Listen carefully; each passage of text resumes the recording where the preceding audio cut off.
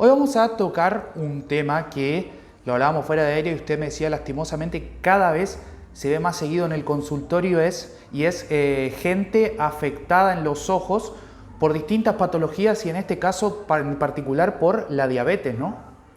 Así es, en todo el mundo hay cada vez más pacientes diabéticos.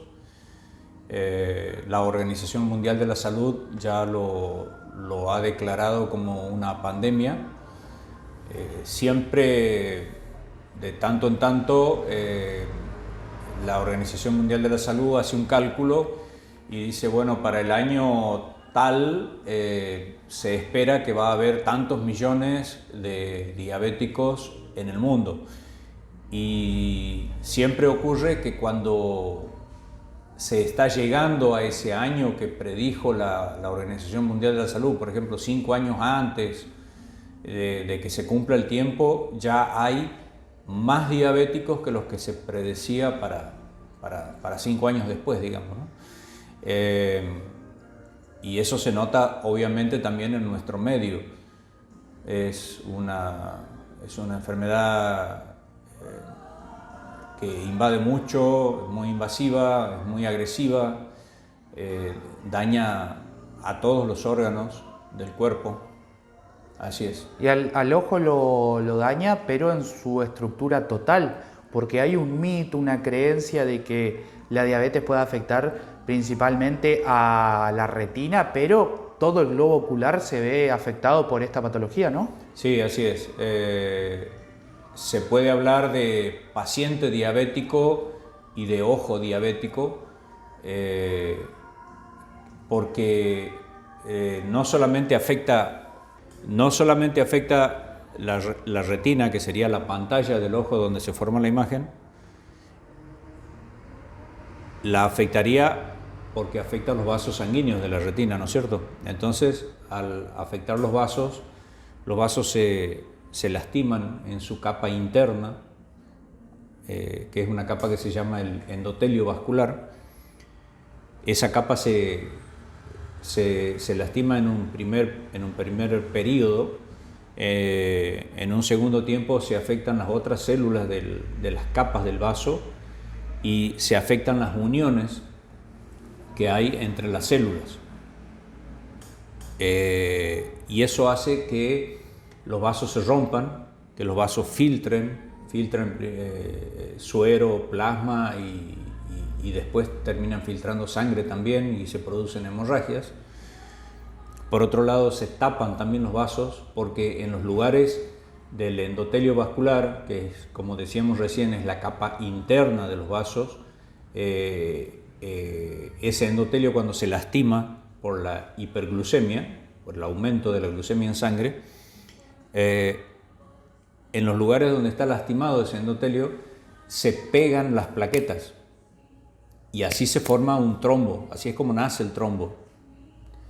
Y ese trombo, si queda ahí, sigue llamándose trombo, pero si se suelta y viaja con el torrente sanguíneo por dentro del vaso arterial, se llama émbolo.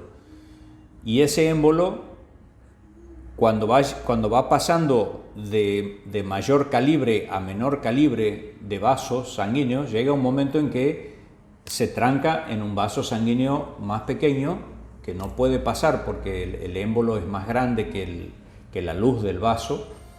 Se tranca y lo tranca el vaso, y la zona que recibe la sangre de ese vaso sanguíneo se queda sin sangre. Se queda sin sangre porque la retina no tiene vasos sanguíneos que la nutran aparte del vaso principal. Esto se llama circulación término-terminal. Es un vaso el encargado de cada sector. Entonces, al taparse ese vaso, no hay vuelta atrás. Se muere la parte de la retina, pero primero se enferma, y al enfermarse, enferma al resto. Pero no es solamente en la retina que ocurre eso.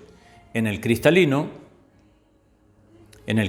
también se producen cambios. Por eso una persona que está con el azúcar alta, si se hace una receta de anteojos, es posible que después del anteojo, cuando esa persona esté con valores normales de azúcar, es posible que ese anteojo no le sirva, porque cambia la graduación del cristalino. Cambia porque al haber mucha glucemia, al haber una glucemia muy alta, mucha azúcar en sangre, se mete azúcar dentro del cristalino y eso arrastra agua. Al chupar el agua, el cristalino se ingurgita y cambia la refracción del cristalino. Pero también se afectan las otras capas del globo ocular, como por ejemplo la coroides, se afecta el cuerpo ciliar, se afecta el iris,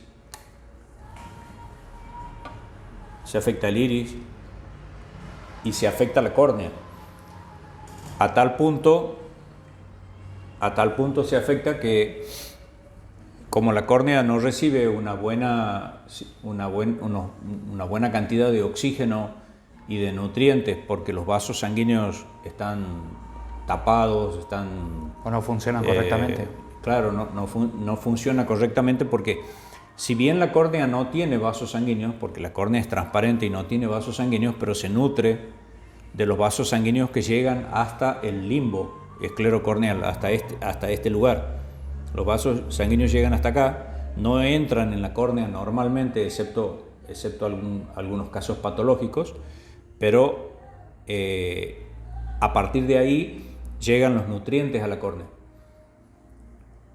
Y al estar esos vasos en malas condiciones, no puede transportar los nutrientes necesarios para la córnea, y la córnea se enferma también y se producen edemas de epitelio, se ingurgita con agua el epitelio y se pone turbio. Y se desprende fácilmente, se producen úlceras muy fácilmente. Por eso se puede hablar de lo que llamamos un ojo diabético, no solamente de una retinopatía diabética o de un glaucoma secundario a una retinopatía diabética, que sería un glaucoma neovascular, por ejemplo. Podemos hablar de cataratas secundarias a la diabetes también, porque también, así como cambia la refracción del cristalino, también la diabetes induce catarata, porque desorganiza las fibras del cristalino a partir del edema que se produce dentro del cristalino, por la glucosa que el cristalino engloba y el agua que la glucosa chupa.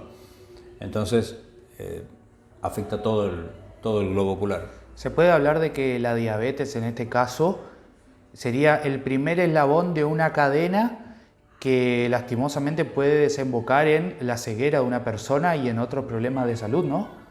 Es una de las principales causas de ceguera en el mundo. A través de un control de un fondo de ojos, de otros estudios que puede realizar el médico oftalmólogo en un control oftalmológico completo, se pueden detectar a través de un fondo de ojos patologías como la diabetes u otras, ¿no? Sí, hay muchas enfermedades que se diagnostican. Por ejemplo, a veces uno haciendo un fondo de ojo diagnostica a un paciente de hipertensión arterial, por ejemplo, y lamentablemente cuando la hipertensión arterial se diagnostica por el fondo de ojo es porque ya está habiendo algunos daños.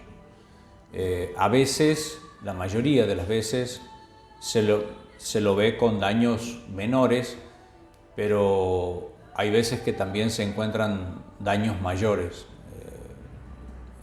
En el caso de crisis hipertensivas, incluso que pacientes no saben que la tienen, y cuando uno hace un fondo de ojo y ve las lesiones, uno le toma la presión arterial al paciente y tiene la presión arterial muy alta.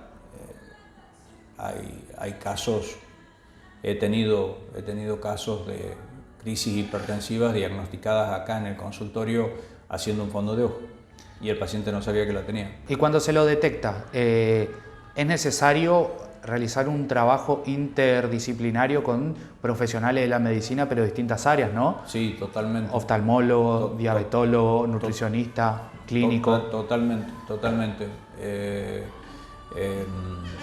Yo siempre insisto en las interconsultas con los médicos especialistas en medicina interna, que es el médico especialista en clínica médica, el que ha hecho la especialidad de clínica médica, porque hay que ver todo el organismo, hay que estudiar completo al paciente, hay que saber de dónde vienen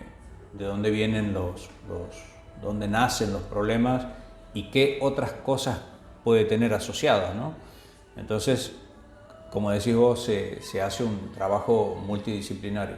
El motivo por el cual la diabetes crece en el mundo es porque hay una alimentación que favorece que aparezca la diabetes y en algunos casos muchas personas son sedentarias, entonces empeora.